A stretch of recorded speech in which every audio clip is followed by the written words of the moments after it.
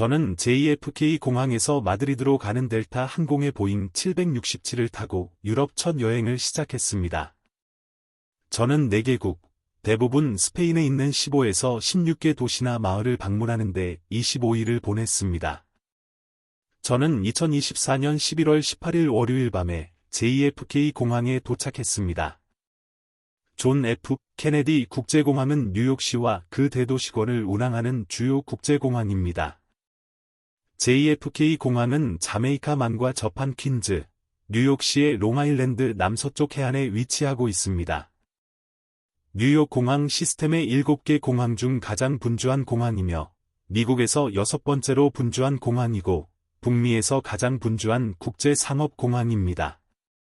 5,200에이커, 2,104하에 달하는 이 공항은 뉴욕 대도시권에서 가장 큰 공항입니다. 90개 이상의 항공사가 JFK 공항에서 운항하며 6개 유인 대륙의 목적지로 직항 또는 직항편을 제공합니다. 저는 델타 항공의 단골 고객입니다. 저는 작년에 캐나다를 방문하기 위해 델타 항공의 비행기를 탔습니다. 저는 보잉 767 비행기에 6시간 동안 머물렀다가 마드리드 공항에 무사히 도착할 수 있기를 바랍니다. 비행기는 크지만 승객이 그렇게 많지 않습니다. 그래서 일부 승객은 빈 좌석을 침대로 삼아 잤습니다. 저는 2좌석이 나란히 있는 옆자리에 앉을 만큼 운이 좋지 않았습니다. 저는 2좌석에서 잘 수 없었습니다. 비행기 바닥에서 자는 건 불가능하다는 걸 알고 있습니다. 비행기에서 6시간 머무는 건 저에게 큰 도전이 아닙니다. 저는 코네티컷에 살기 때문에 미국에서 유럽까지 가는 가장 짧은 거리입니다. 6시간 동안의 여정에서 그들은 2번의 식사 서비스를 제공합니다. 한 번은 정식 식사이고 다른 한 번은 다양한 음료와 함께 간식입니다. 저는 잠을 잘 수 있도록 도와줄 수 있는 맥주 한 잔을 선택했습니다.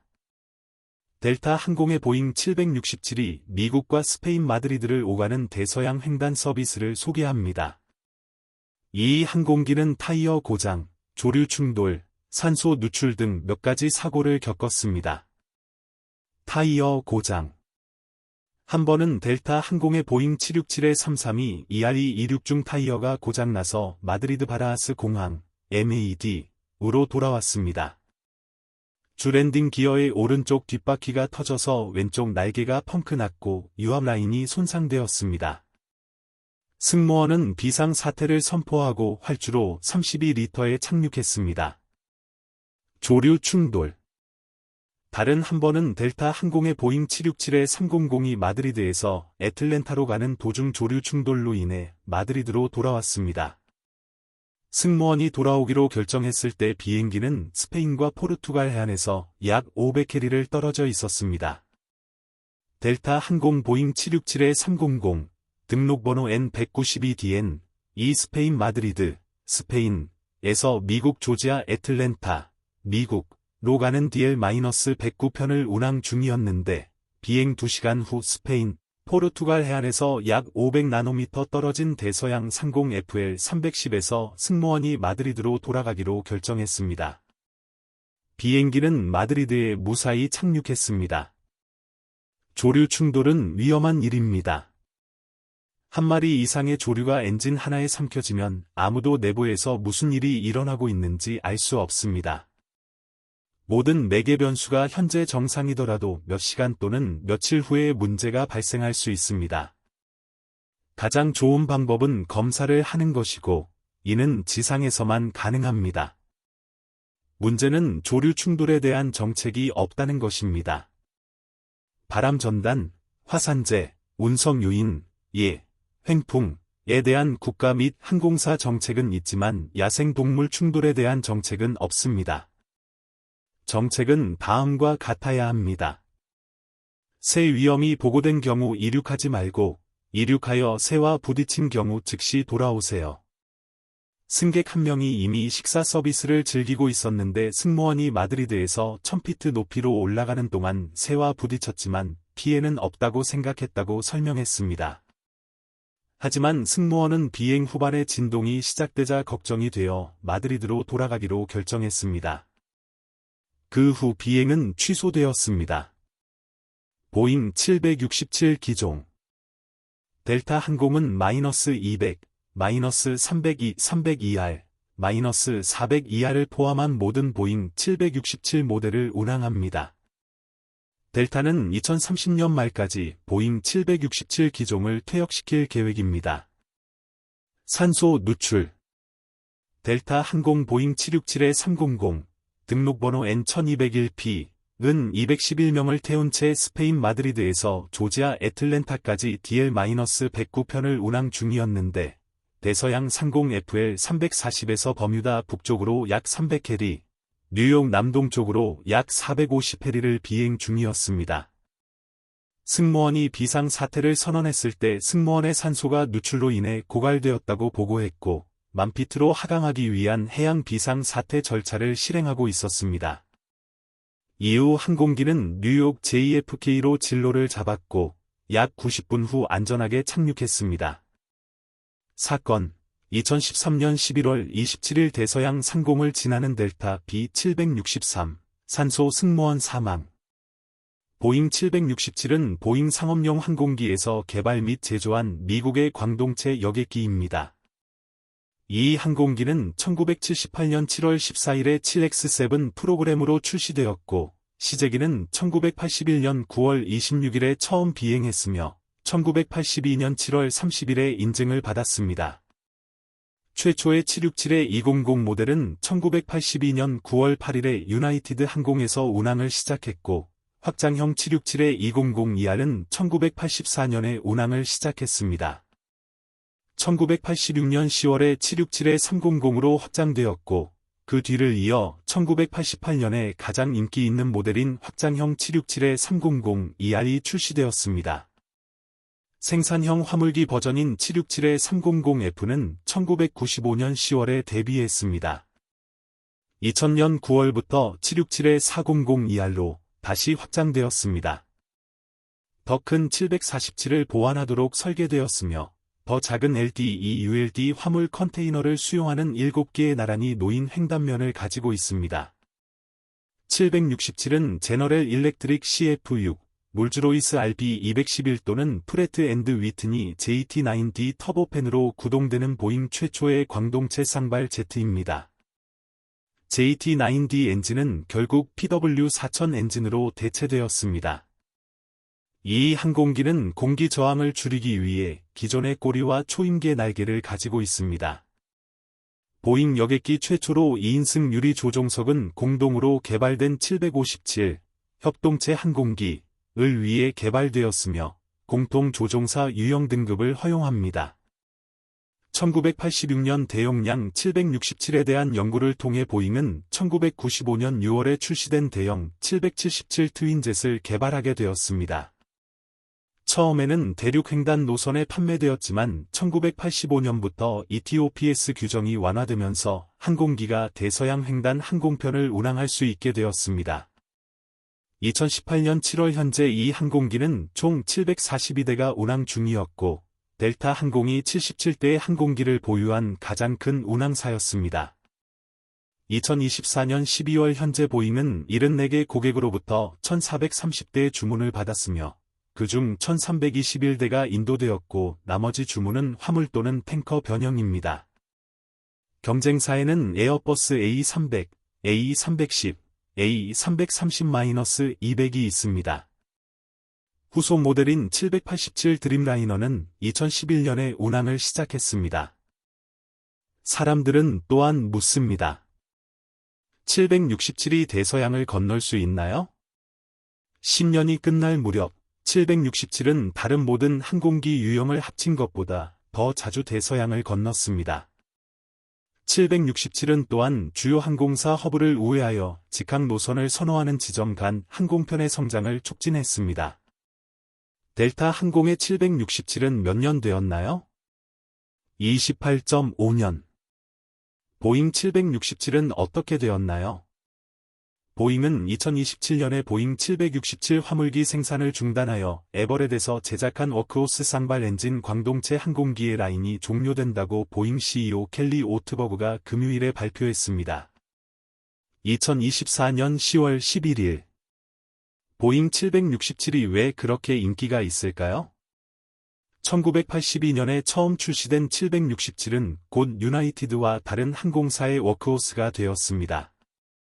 컴퓨터 지원 비행 데크, ETOPS 도입, 40년 이상 다양한 임무 프로필에 적응하고 변경할 수 있는 플랫폼으로서의 능력 덕분에 전 세계 함대의 주류가 되었습니다. 2023년 5월 11일 보잉 767의 가치는 얼마입니까? 보잉 767의 200ER 전세, 임대 비용 및 시간당 요금. 보잉 767의 200ER의 평균 시간당 임대료는 시간당 약 27,250달러입니다. 새 보잉 767의 200ER의 평균 구매 가격은 2억 1,700만 달러입니다. 중고 보잉 767의 200ER의 평균 구매 가격은 900만 달러입니다. 767을 시간당 비행하는 데 드는 비용은 얼마입니까? 보잉 767의 300ER 전세 항공편 및 가격.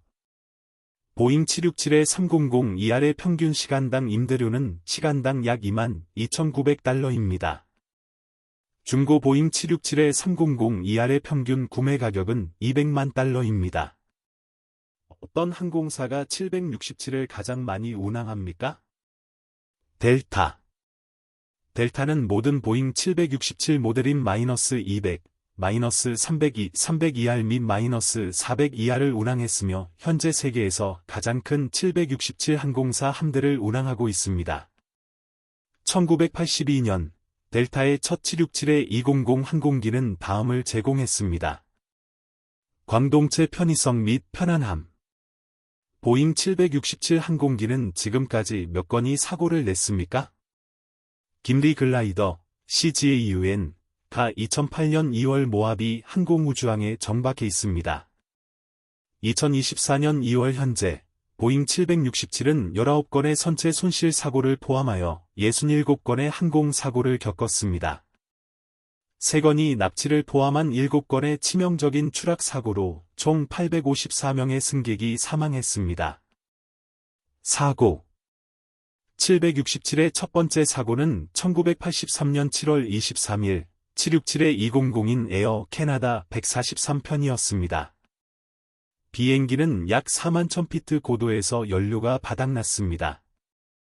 결국 조종사는 두 엔진을 모두 끈 채로 약 43해리, 80km, 49마일을 활공하여 캐나다 매니토바주 진리에 비상 착륙해야 했습니다. 조종사는 항공기의 램 에어 터빈을 사용하여 공기 역학적 제어를 위한 유압 시스템의 전원을 공급했습니다. 사망자는 없었고 경미한 부상자만 있었습니다. 이 항공기는 착륙 지점의 이름을 따서 김리 글라이더라는 별명이 붙었습니다. CGAUN으로 등록된 이 항공기는 2008년 1월 퇴역할 때까지 에어 캐나다에서 계속 비행했습니다. 이 항공기의 첫 번째 치명적 추락 사고인 러우더 에어 플라이트 004는 1991년 5월 26일 방콕 근처에서 767의 300ER의 좌측 엔진 추력 반전 장치가 비행 중에 배치된 후 발생했습니다. 탑승한 223명 중 아무도 살아남지 못했습니다. 이 사고의 결과로 모든 767 추력 반전 장치는 재설계가 구현될 때까지 비활성화되었습니다. 조사관들은 최신형 보잉 항공기에서 흔히 볼 수 있는 전자 제어 밸브가 원인이라고 판단했습니다.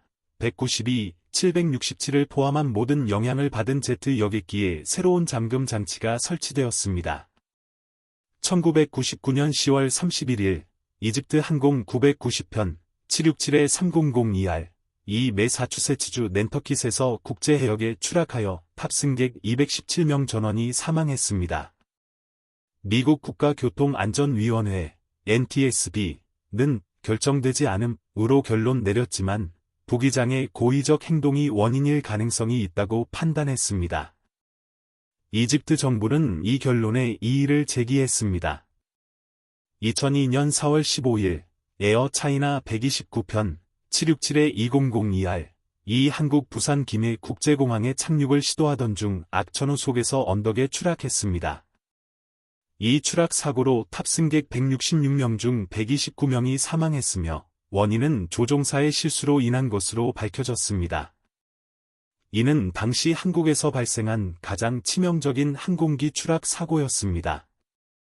2014년 1월 미국 연방항공청은 2014년 3월부터 400대 이상의 767에 대한 엘리베이터 검사를 명령하는 지침을 발표했습니다. 초점은 고장이 나서 엘리베이터가 걸릴 수 있는 패스너와 기타 부품에 맞춰졌습니다. 이 문제는 2000년에 처음 발견되었으며 여러 보잉 서비스 게시판의 주제가 되었습니다. 검사와 수리는 6년 이내에 완료해야 합니다.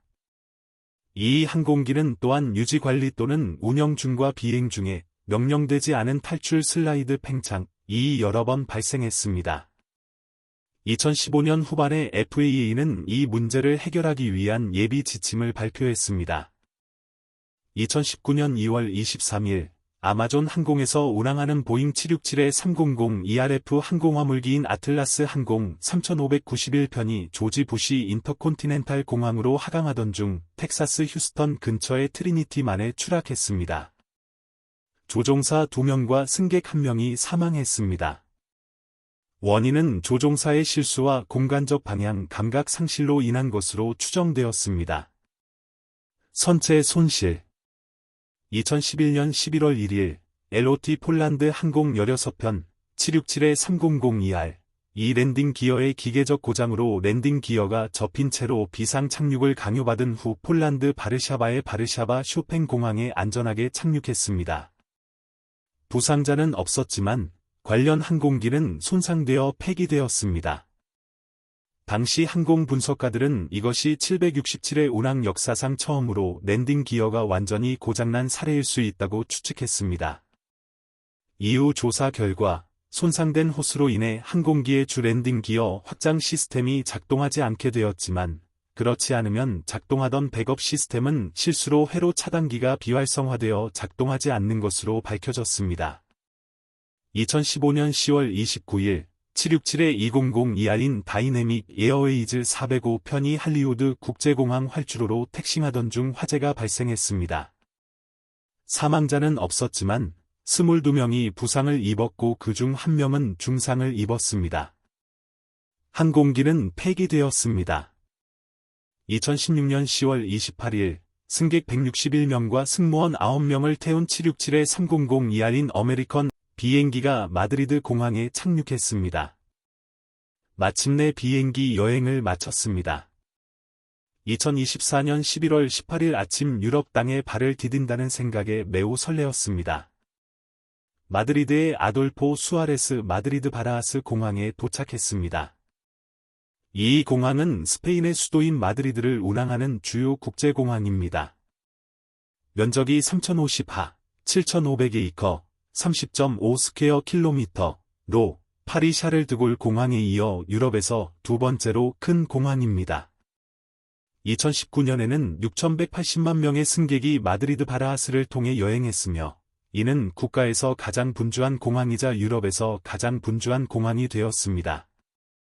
이 공항은 1931년에 문을 열었으며 유럽에서 가장 중요한 항공 중심지 중 하나로 성장했습니다.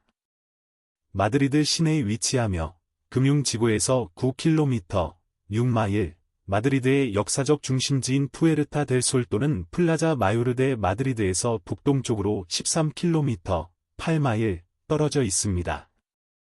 공항은 공항을 운행하는 동일한 철도 노선에 자체 지하철역이 있는 인접한 바라하스 지구에서 유래되었습니다. 바라하스는 유럽과 전 세계에서 이베리아 반도로 가는 관문 역할을 하며 유럽과 라틴 아메리카를 잇는 주요 연결고리입니다. 2014년 프랑코 독재 이후 초대 스페인 총리인 아돌포 수아레스가 사망한 후 스페인 공공사업부 및 교통부는 공항의 이름을 에어로푸에어토 어달포 수아레즈, 머드리드 바라하스로 변경한다고 발표했습니다. 이 공항은 이베리아 항공과 에어 유로파의 주요 허브이자 유지관리 기지입니다. 결과적으로 이베리아 항공은 바라하스 교통량의 40% 이상을 담당합니다. 공항에는 T1, T2, T3, T4, T4S의 5개 여객 터미널이 있습니다.